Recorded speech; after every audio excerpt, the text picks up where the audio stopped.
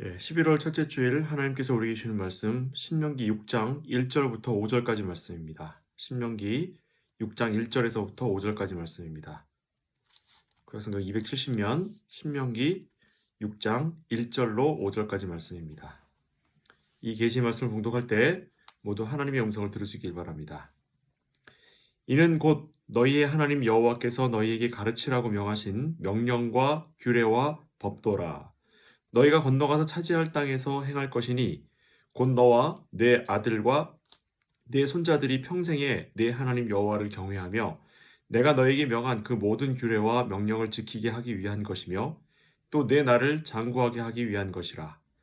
이스라엘아 듣고 삼가 그것을 행하라. 그리하면 네가 복을 받고 내 조상들의 하나님 여호와께서 내게 허락하심 같이 젖과 꿀이 흐르는 땅에서 네가 크게 번성하리라. 이스라엘아 들으라. 우리 하나님 여호와는 오직 유일한 여호와시니 너는 마음을 다하고 뜻을 다하고 힘을 다하여 내 하나님 여호와를 사랑하라. 아멘. 우리 지난주까지는 신명기 5장에서 10계명으로 대표되는 우리 율법에 대해서 우리가 살폈습니다. 그리고 이제 오늘 6장에서는 율법의 요구가 무엇인지, 율법의 요구의 의미가 무엇인지를 살피는 그런 내용으로 우리가 신명기 6장을 살피도록 하겠습니다. 오늘 본문에서 지적하는 율법은 율법의 목적은 한마디로 여기 오늘 본문의 4절과 5절 말씀에 이스라엘아 들으라 우리 하나님 여호와는 오직 유일한 여호와시니 너는 마음을 다하고 뜻을 다하고 힘을 다하여 네 하나님 여호와를 사랑하라. 이 말씀으로 우리가 정리해 볼 수 있습니다. 즉 율법은 하나님은 너희를 사랑하시나니 너희도 하나님을 사랑하되 이렇게 사랑해라 라고 하는 것이 율법의 의미라고 지금 성경이 우리에게 얘기하고 있습니다. 자, 율법을 우리가 여기 지금 앞에 1절, 2절, 3절에 보면은 율법을 우리가 지키면 복을 받아서 삶이 평탄해질 것처럼 이야기가 나와 있지만 실제로 성경이 우리에게 이런 표현을 썼음에도 불구하고 진짜로 이와 같은 방식으로 이야기가 진행되지 않습니다. 성경이 우리에게 이야기하는 건 율법을 지키면 삶이 평탄해지고 율법을 어기면 하나님이 벌 줘서 삶이 힘들어진다. 이런 방식으로 성경이 우리에게 보여주고 있지 않다는 겁니다. 성경은 언제나 우리가 하나님과 서로 사랑하는 관계이며 서로 소유한 관계라고 묘사하고 있죠. 그래서 성경을 우리가 요약해서 우리가 이야기할 때 하나님은 내 거, 나는 하나님 거라고 이야기한 그 의미가 바로 성경이 우리에게 이야기하고 있는 가장 중요한 핵심에 해당하는 내용입니다. 그래서 성경에서는 때때로 하나님과 우리와의 관계를 부부처럼 표현하기도 하고 하나님과 우리와의 관계를 부모와 자녀의 관계로 비유하기도 합니다. 하나님은 우리가 하나님의 자녀로서 영원한 생명을 소유하고 하나님의 나라에서 영원토록 살도록 하게 하시는 방식으로 우리를 사랑하십니다. 그것은 하나님 자신에게 이익이 되는 것이라기보다는 하나님께서 우리를 위하여 하나님이 그것을 이루어 가시는 것이며 우리를 위해서 우리가 하나님의 백성이 되고 하나님의 소유가 될 때에 비로소 하나님의 영광을 우리와 함께 나누게 된다라는 의미로 볼 때엔 우리의 입장에서 보면 그것이 하나님 자신을 위한 것이 아니라 우리의 유익이 되게 하신다라고 하는 것으로 우리가 확인해 볼 수 있습니다. 왜냐하면 사랑이라고 하는 것은 항상 자신의 이익을 위한 것이 아니라 상대방의 유익을 원하는 것이기 때문에 사랑은 언제나 사랑을 하는 자의 것이 아니라 사랑을 받는 자의 것이어야 하기 때문입니다. 우리가 하나님의 뜻대로 하나님을 사랑하는 것은 하나님의 말씀을 따라서 하나님께 붙어 있는 거지요. 우리가 하나님을 경외하는 것은 복의 근원이고 지식의 근본이요 우리가 마땅히 알아야 할 생명과 사망의 갈림길이고 무엇보다 놓치지 않아야 할 가장 중요한 것입니다. 그래서 하나님은 우리가 영원한 생명을 택하도록 하기 위해서 어떤 때는 언약이라고 하는 방식으로 언약을 세우시는 방식으로 우리에게 말씀하시고 또 어떤 때는 위로와 사랑이라고 하는 방식으로 우리에게 따뜻하고 크고 비밀한 것으로 우리를 감싸주시기도 하시지만 또 어떤 때는 우리에게 두려움을 느끼게 하시고 우리가 그 두려움 가운데 하나님을 만나게 하시는 방식으로도 하나님이 우리를 그렇게 다양한 방식으로 사랑하신다는 겁니다.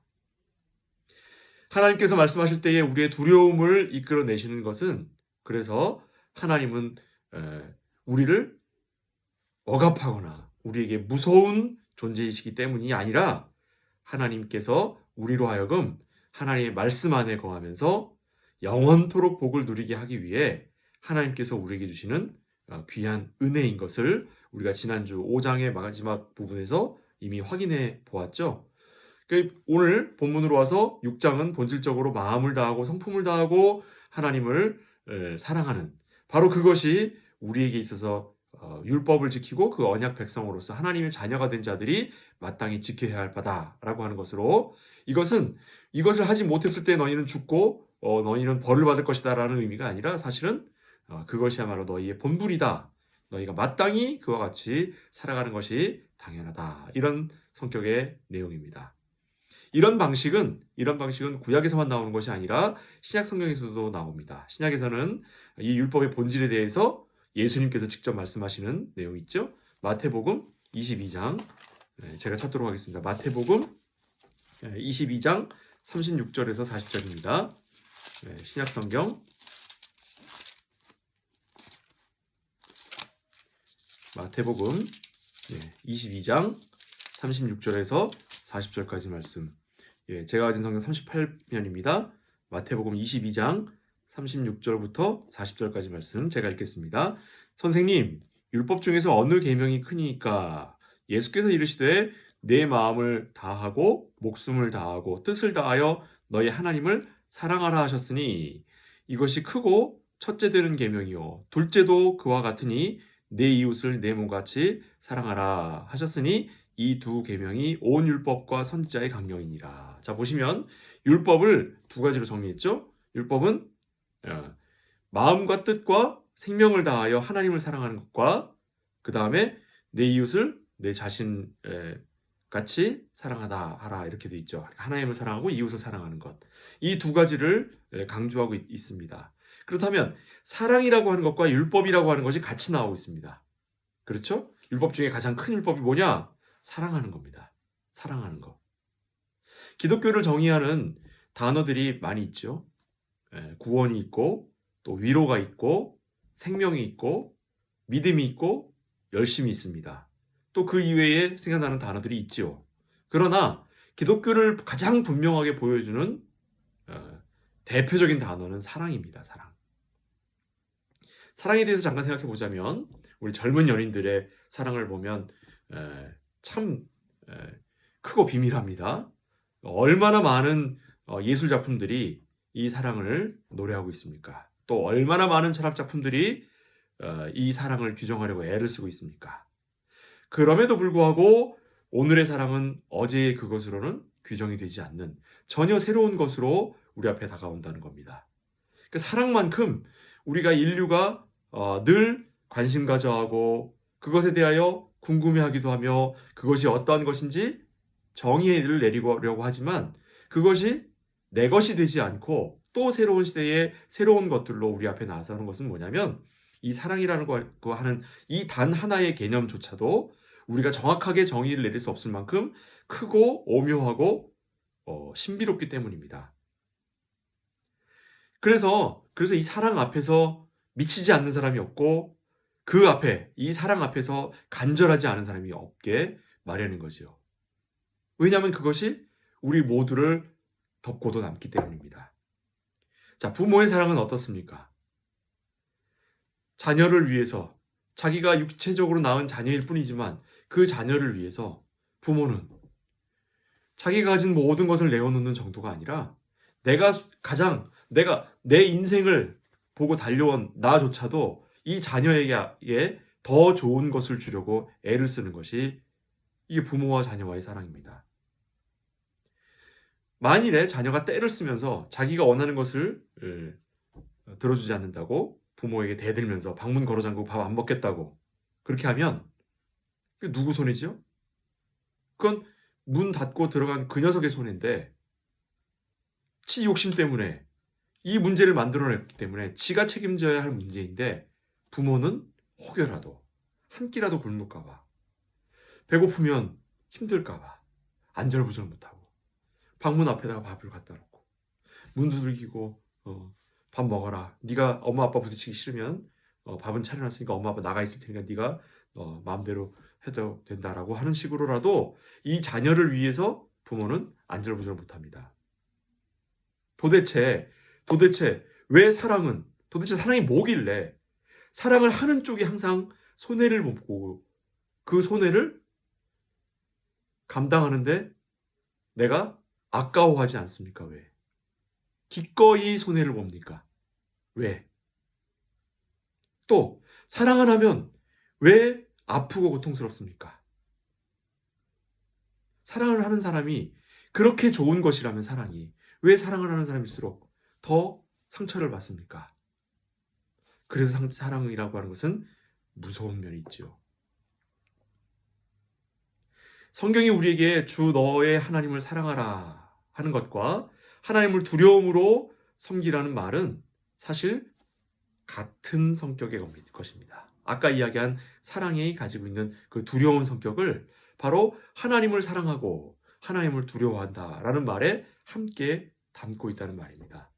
우리 하나님을 우리가 어떻게 사랑해야 하느냐 하는 것은 하나님을 놓치거나 하나님 눈밖에 나면 안 된다 하는 그런 성격이 아니라 내가 가진 모든 것을 가지고 전적으로 전심을 다해 간절함으로 하나님을 사랑하고 하나님께 나아와야 한다. 하나님을 섬긴다라고 하는 것을 설명하는 말입니다. 우리가 모두 다 알다시피 사랑에는 만족함이 없죠. 사랑은 언제나 간절하고 사랑은 언제나 배가 고픕니다. 성경은 그런 우리에게 하나님을 사랑할 것을 요구합니다. 우리 하나님은 우리를 자기 백성으로 택하시고 구원하셨으며 자신의 모든 것을 다하여서 우리를 사랑하십니다. 그는 그 사랑을 우리의 평생에 거두지 아니하시며 인류 역사를 통틀어서 우리를 사랑하셨고 그 사랑을 영원한 생명으로 우리에게 약속하고 계시죠. 그리고 자신이 사랑하시는 그와 같은 방식으로 우리가 하나님을 사랑하도록 그 사랑을 요구하시는 겁니다. 하나님은 죄의 습관으로 자기밖에 모르는 우리로 하나님을 사랑하도록 만들어 가시는 그런 분이십니다. 그것이 바로 하나님의 열심이며 그것이 바로 하나님의 우리에 대한 최선을 다하시는 하나님의 은혜입니다. 모세의 신명기 말씀이나 여호수아 말씀을 보면 하나님께서 이스라엘 백성을 구원케 하신 선지자들의 설교인 것을 우리가 금방 알아챌 수 있습니다. 그리고 그 설교에 대한 백성들의 반응도 거기 나와 있죠. 백성들은 설교가 끝났을 때 곧 우리도 하나님이 우리를 사랑하시는 것처럼 우리 또한 하나님을 사랑하겠습니다. 우리가 영원히 하나님을 섬기겠습니다. 그렇게 다짐하지만 선지자들이 죽자마자, 모세가 죽자마자, 여호수아가 죽자마자, 이사야가 죽자마자, 성경에 나오는 그 누구든 하나님의 말씀을 전하는 자들이 죽자마자 이스라엘 백성들은 언제 그런 맹세를 했냐라는 듯이 돌아서서 우상숭배로 자신들을 내어드린다는 것을 우리가 성경을 통해 확인합니다.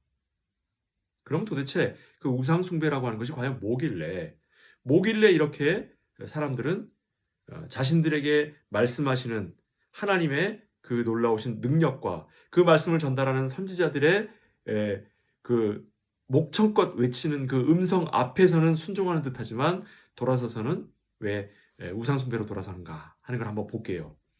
우리가 성경 하나를 봐서 거기에서 그 우상숭배의 성격을 잠깐 좀 보도록 하겠습니다. 사사기 3장으로 가봅니다. 사사기 3장입니다. 구약 성경 사사기 3장 7절입니다. 제 성경으로 364면 사사기 3장 7절 말씀 제가 읽겠습니다. 이스라엘 자손이 여호와의 목전에 악을 행하여 자기들의 하나님 여호와를 잊어버리고 바알들과 아세라들을 섬긴지라. 자, 여기 보시면 이스라엘 자손이 여호와의 목전에 악을 행하여 자기들의 하나님 여호와를 잊어버리고 바알들과 아세라들을 섬겼다 이렇게 표현하고 있죠. 이 내용으로 대표된 것을 보면 왜 이스라엘 백성들은 자신들을 창조하시고 자신을 구원해 주신 이가 하나님이라고 하는 것을 그들은 압니다. 모르는 게 아니에요. 그러면 그들이 하나님을 잊었다라는 말은 뭐냐면 하나님이 그런 분이시라고 하는 것을 잊었다는 얘기가 아니라 그들이 하나님의 말씀을 듣고 하나님의 말씀대로 살아야 하는 것을 잊고 자기들의 욕심을 따라 살았다라는 말입니다. 그러니까 이스라엘 백성들의 신앙의 실패를 보면 그들이 하나님을 배반했다라고 표현하는데 그 배반이라고 하는 것은 하나님을 대신한 다른 신을 섬겼다라는 의미가 아니에요. 여기에 다른 신들의 이름이 나오지만 그들이 하나님을 잊었다라고 했을 때에는 하나님이 자신들을 구원하고 자신들에게 은혜를 주시는 분이라고 하고 자신에게 말씀하시는 분이라고 하는 걸 새카맣게 잊었다는 뜻이 아닙니다. 그걸 알아요. 아는데도 불구하고 그들이 바알과 아세라를 찾아갑니다. 왜요? 왜? 바알과 아세라에게 하나님이 주지 않는 무언가가 있기 때문에 그렇죠. 하나님이 나한테 뭘 안 주시죠? 하나님이 우리한테 뭘 안 주십니까? 뭘 안 주셔요? 내가 원하는 걸 안 주셔요. 내 욕심을 채워주질 않으셔요, 하나님은. 하나님은 하나님의 말씀에 우리가 순종하고 하나님의 말씀을 따라 우리가 정직히 행하는 걸 원하시지 내가 원하고 내가 갖고 싶고 내가 먹고 싶은 걸 하나님한테 기도했을 때 하나님이 나한테 그걸 채워주지 않으신다는 말이에요. 그래서 그걸 채워줄 만한 신을 찾아가는 거예요. 그래서 그 신을 뭐라고 그럽니까? 우상이라고 하죠. 우상이 무슨 뜻입니까? 어리석은 조각상이에요. 어리석은 신입니다. 왜 어리석어요? 내가 하라는 대로, 내가 요구하는 대로 들어주니까. 정말로 바알과 아세라가 그걸 들어줍니까? 들어준다고 자기가 생각을 하는 거지요. 이것을 성경은 하나님을 배반한다. 하나님을 잊는다. 이것을 우상숭배라고 합니다. 그러니까 우상숭배라고 하는 것은 본질적으로 하나님을 섬기지 않는 걸 의미하는 게 아닙니다. 하나님 대신에 다른 신을 섬기는 걸 얘기하는 게 아니에요. 뭐냐면 하나님은 하나님으로 두되 하나님께서 나에게 말씀하시는 그 말씀에 내가 관심이 없는 것. 그 말씀을 내가 소홀히 듣는 것. 그 말씀을 실천하는 데 내가 관심이 없는 것. 하나님의 말씀 자체에 내가 관심을 잃어버리는 것. 그것을 성경은 우상숭배라고 하는 겁니다. 하나님의 말씀은 우리에게 하나님의 뜻에 순종할 것을 요구하고 그리고 그에 대한 반대로 우상숭배는 탐심이라고 성경은 규정하고 있습니다. 우상숭배 곧 탐심이 곧 우상숭배라고 어디에 나와 있죠? 신약성경에 나와 있죠. 골로새서에 나와 있습니다. 탐심은 곧 우상숭배다. 그러니까 우상숭배란 내가 하나님 이외에 다른 신을 부처를 찾아가고 알라를 찾아가고 또 아세라를 찾아가고 바알신을 찾아가는 것이 우상숭배가 아니라 진짜 우상숭배는 내가 갖고 싶고 내가 먹고 싶고 내가 소유하고 싶은 것, 내게 허락되지 않은 그것들에 대하여 내가 소유하고 싶어하고 갖고 싶어하는 그것 때문에 내가 찾게 되는 그 무언가를 우상숭배라고 하는 겁니다. 하나님의 말씀은 하나님께서 우리를 얼마나 사랑하는 분이시며 그 사랑을 위해서 행하신 일을 우리에게 보이시는 겁니다. 그리고 그에 따른 하나님의 뜻은 그와 같은 하나님의 그 말씀이 우리로 하나님을 사랑하고 이웃을 사랑하라라고 하는 것을 우리에게 명하시는 겁니다. 그 외에 하나님이나 이웃보다 나를 더 돌아보는 것, 나를 더 사랑하는 것, 이게 우상숭배라고요. 그렇게 본다면 우리 모두는 우상숭배자입니다. 이 세상에 누가 나와 함께 있는 나와는 다른 우리 가족만이 아니라 우리 가족 이외에 다른 사람과 나를 동등하게 사랑할 수 있는 사람이 세상에 어디 있습니까? 그런 사람이 세상에 어떻게 있을 수 있어요? 그것은 목사의 할아버지가 와도 그런 일은 불가능합니다. 그렇기 때문에 우리는 모두가 다 우상숭배자예요. 우리는 우상숭배하지 않고 누군가 불교를 다니는 사람이 우상숭배하고 이슬람교 다니는 사람이 우상숭배하는 게 아니라 우리 모두는 우상숭배자예요. 왜? 우리는 나보다 하나님을 더 사랑하는 자가 아니고 나보다 이웃을 더 사랑하는 자가 아닙니다. 하나님보다 나를 더 사랑하고 이웃보다 나를 더 사랑하는 거예요. 그러면 이 죄에서 우리가 어떻게 해야 됩니까? 이것을 하나님이 독생자 예수를 보내주심으로 이 문제를 해결해 주셨다고요. 문제를 해결해 주셨고 죄를 해결해 주셨음에도 불구하고 그 죄의 습관, 그 죄의 내용은 여전히 우리에게 남아있지요. 남아있어요. 근데 그 죄에 대한 책임을 우리에게 묻지 않는다는 말이에요. 죄에 대한 행동과 죄에 대한 습관은 우리에게 여전히 남아있지만 그 죄에 대한 책임을 우리에게 묻지 않으신다는 게 예수님이 십자가를 지시고 우리를 구원하셨다는 말이에요. 그런데 우리가 일생을 통해 구원을 이루어간다는 건 뭐냐면 그 죄에 대한 책임은 없는데 이제 그 죄에 대한 습관을 우리가 고쳐나가는 과정이 바로 신앙생활이며 그것이 곧 우리가 하나님 나라로 나아가는 신앙의 길이고 그것이 구원의 길인 거예요. 이것이 바로 하나님께서 우리에게 말씀을 통해 율법을 통해 언약을 통해 그리고 권고와 두려움을 통해 우리에게 가르치시는 거예요. 왜 이걸 우리에게 가르치십니까? 하나님이 영원토록 하나님 나라에서 우리와 함께 살아가시기 위하여 우리를 하나님의 수준으로 끌어올리시는 거예요. 한낱 우상 숭배자에 불과한 우리를 하나님을 진심으로 사랑하고 이웃을 진심으로 사랑하는 두려움과 떨림으로 하나님을 대하고 안타까움과 슬픈 마음으로 이웃을 품는 자로 하나님이 우리를 부르시는 겁니다. 그것이 바로 하나님의 말씀이 우리를 변화시켜 가시는 과정이에요.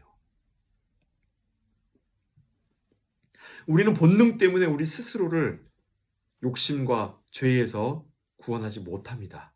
하나님이 그리하셔야 합니다. 하나님께서 그렇게 하시기 위하여 때로는 우리에게 위로와 권면으로, 때로는 우리에게 율법과 또 언약으로, 때로는 두려움과 공포로 우리에게 다가오시는 거죠. 믿음은 하나님의 뜻과 결정이 언제나 옳고 지혜롭고 복되며 우리에게 유익이 된다라고 하는 것을 인정하는 것입니다. 그게 바로 믿음이에요. 우리가 가져야 하는 믿음의 내용이 고스란히 율법에 담겨 있습니다. 율법에 우리가 어떻게 하는 것이 과연 하나님께 대하여 믿음을 지키는 것이며 하나님의 자녀답게 살아가는 것인가라고 하는 것을 보여주고 있죠. 하나님 외에 다른 신을 두지 않고 우상을 만들지 않으며 하나님을 업신여기지 않고 안식일을 거룩히 지키고 이웃을 사랑하는 그 모든 율법의 내용들은 하나님 한 분만으로 우리에게 족하다라고 하는 것을 우리가 고백하게 하는 겁니다. 내 욕심이 채워지지 않는 것, 그것 때문에 우리가 아쉬운 것이 아니라 하나님 한 분만으로 우리에겐 족하다고요. 자, 그럼에도 이것을 잘 알고 있던 이스라엘 백성들은 어땠습니까? 이스라엘 백성들은 지치지 않고 우상 숭배를 합니다. 왜요? 그들은 사람이기 때문에요. 그들은 인간이기 때문에 자신들의 욕심과 자신들의 요구를 내려놓을 수 없는 겁니다. 왜냐하면 하나님의 뜻을 따라 사는 것보다 자기의 판단이 옳고 자기의 판단이 더 자신들에게 이익이 된다고 여겨지기 때문에 그렇습니다. 이건 우리와 마찬가지입니다. 그것이 바로 우상이에요. 우상. 즉 어리석은 신은 내가 요구하는 것을 잘 들어주는 신일 뿐이기 때문에 내 욕심을 채워주고 내 욕심에 최적화된 내가 만들어낸 어리석은 상일 뿐이기 때문에 우리는 우상을 만들어내는 제조 공장입니다. 이에 대하여 성경은 분명히 우리에게 경고하고 있습니다. 하나님의 뜻을 따라 사는 것, 그것이 우리에게 유익이라는 것이고 그것을 알고 그것을 믿는 것, 하나님께서 나보다 나를 더 잘 아시고 하나님께서 나보다 나의 유익이 되는 것을 더 분명히 아셔서 나를 가장 좋은 것으로 이끌어 가신다라고 하는 것. 그리고 그러한 하나님을 우리가 알고 우리가 고백하는 것. 그것이라고요. 그것이 성경이 우리에게 가르치는 내용입니다. 세상을 창조하신 하나님이 나의 아버지가 되시는 분이시기 때문에 그의 뜻에 순종하라는 겁니다. 우리 일상의 죄와 불순종에도 불구하고 하나님은 우리를 절대로 외면하지 않으시니 언제든지 하나님의 품으로 돌아오라. 이것이 바로 하나님의 말씀이 우리에게 권면하는 가장 중요한 말씀의 핵심이며 율법의 내용이고 하나님의 언약에 그 채워진 모든 그 사상과 정신의 핵심이라는 겁니다. 우리는 우리를 끝까지 사랑하시는 하나님을 마음과 성품과 생명을 다하여 그리고 힘을 다하여 사랑해야 할 것입니다. 다시 한번 오늘 본문으로 돌아가 봅니다. 신명기 6장 4절과 5절 말씀. 다시 함께 읽을 땐 우리가 모두 다 함께 읽겠습니다. 모두 한 목소리로 함께 읽겠습니다. 신명기 6장 4절과 5절 말씀. 구약성경 270면 함께 읽겠습니다. 6장 4절과 5절 이스라엘아 시작. 이스라엘아 들으라. 우리 하나님 여호와는 오직 유일한 여호와시니 너는 마음을 다하고 뜻을 다하고 힘을 다하여 내 하나님 여호와를 사랑하라. 아멘. 사랑의 하나님께서 엄하게 우리를 대하셔서 두려움을 갖게 하시는 것도 언약과 율법으로 우리의 생각과 행동을 다스리시는 것도 모두 하나님의 영원한 사랑을 우리에게 기억하고 하나님을 마음을 다하여 뜻을 다하여 생명을 다하여 사랑하라고 하는 권면의 말씀입니다. 그리고 그것이야말로 두렵고 떨리는 사랑으로 하나님을 대하는 것이 이 본 모습을 우리에게 보여주는 겁니다. 첫사람 아담과 하와가 하나님을 처음으로 두려워했던 것을 한번 기억해 보십시다. 언제 아담과 하와가 하나님을 두려워했습니까? 자신들이 죄를 짓고 난 후부터지요. 우리가 하나님에 대하여 두려움을 갖는다라고 하는 것은 우리가 죄가 있다라고 하는 것을 인정하는 거예요. 그건 우리가 하나님의 말씀을 가볍게 여겼기 때문에 하나님 먹지 말라고 한 것, 그것이 무엇이든지 간에 하지 말라고 하신 것을 탐하는 것, 그것이 죄입니다. 그것이 죄예요. 그런 우리를 하나님은 독생자 예수 그리스도의 피로 씻어주셨습니다. 이제 우리는 하나님의 자녀됨을 기뻐하고 감사하는 마음으로 하나님 앞에 나아가야 할 것입니다. 언제까지 두렵고 떨리는 모습으로만 하나님 뒤에 서 있겠습니까? 두려움과 떨리는 모습은 이제 우리가 하나님을 겁내고 무서워하는 것이 아니라 하나님을 경외하고 하나님을 사랑하는 모습으로, 그런데 그 사랑이 우스꽝스러운 모습이 아니라 진지하게 내 모든 것을 다하여 사랑하는 모습으로 하나님께 나아가는 것, 그것을 우리는 성경의 표현에 따르면 두려움과 떨림이라고 하겠습니다. 거기에 바로 하나님께서 약속하신 젖과 꿀이 흐르는 하나님의 나라가 있습니다. 두려움과 떨림의 사랑 안에 하나님의 나라가 있는 겁니다. 우리의 신앙은 다만 죄와 벌을 피하는 방식으로 가난해서는 안 됩니다.